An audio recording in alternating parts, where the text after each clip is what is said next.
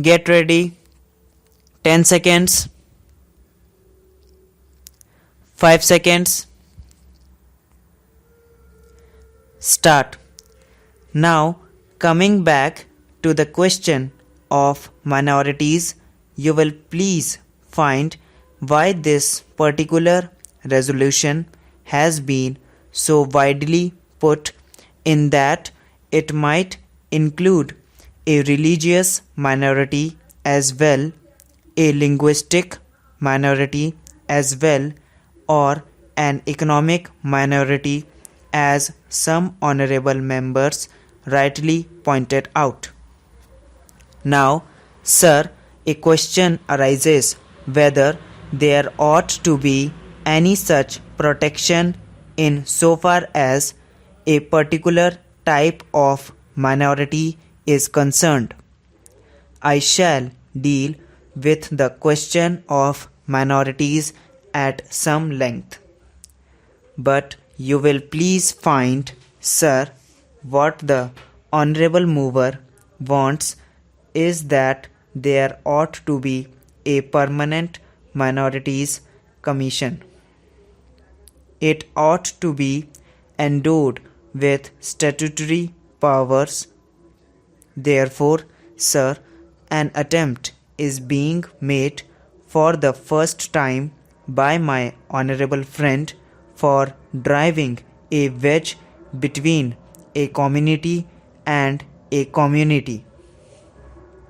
So far as the Constitution is concerned, as my honorable friend rightly pointed out, whenever the question of minorities arises, we have to be extremely careful.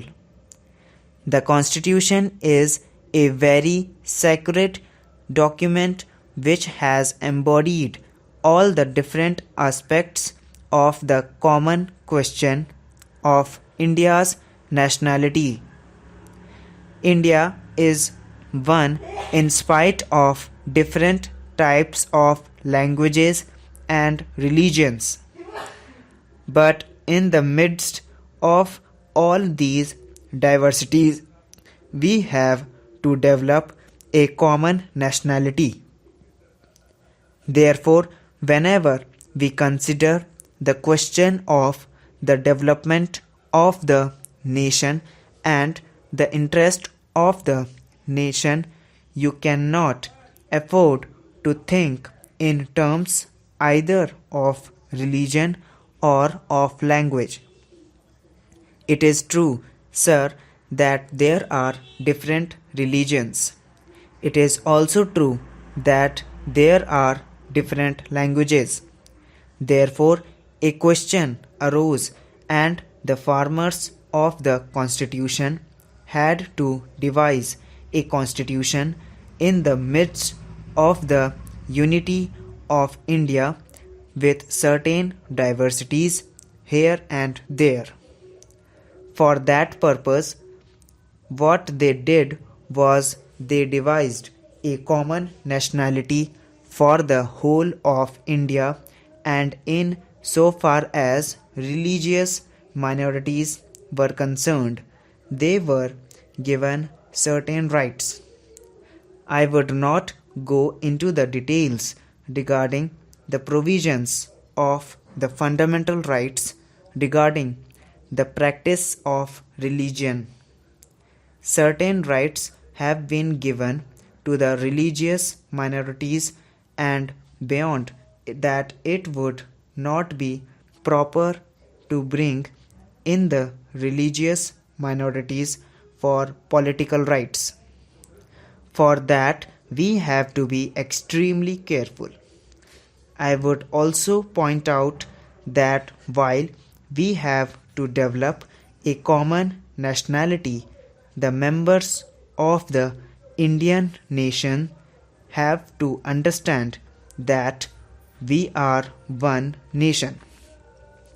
Therefore, certain rights in respect of religious minorities were given.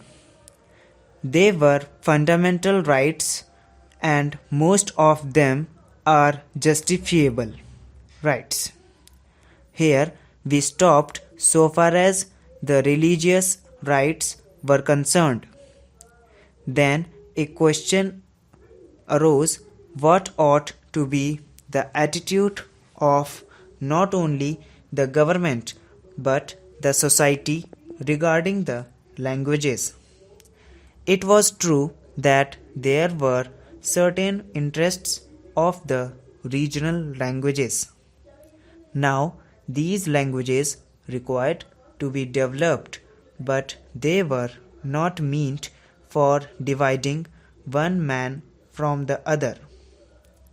So, in 1956, when the states were formed to a certain extent on the basis of language, what was done was not to have a state with cent% people belonging to the regional language, because there were bound to be people belonging to different languages. That was the reason why this question was considered at great length, and the States Reorganization Commission also went into the question of linguistic minorities. It was bound to arise here and there because they were likely to feel that their rights and safeguards given to them might or might not be properly implemented.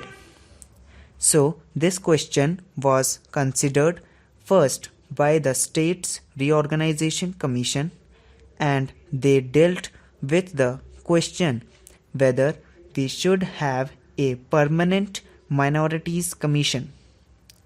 They went into the very carefully and shrewdly. They found out that it would not be proper to set up a permanent minorities commission because the result, if not the actual effect, would be that a permanent wedge would be driven between one community and another community. So far as language minorities were concerned, they had a right so far as their own languages were concerned. They had also an obligation to understand the language of the majority and the particular state. It is only by thus coming together that the members of the two language groups would come together and would harmoniously develop, but it was found at the time when the State Reorganization Commission had to consider this that some machinery should be devised for safeguarding the rights of linguistic minorities only, and after full consideration what was conceded was that only in respect of linguistic minorities certain rights should be extended and certain rights should be safeguarded, and an officer should be appointed by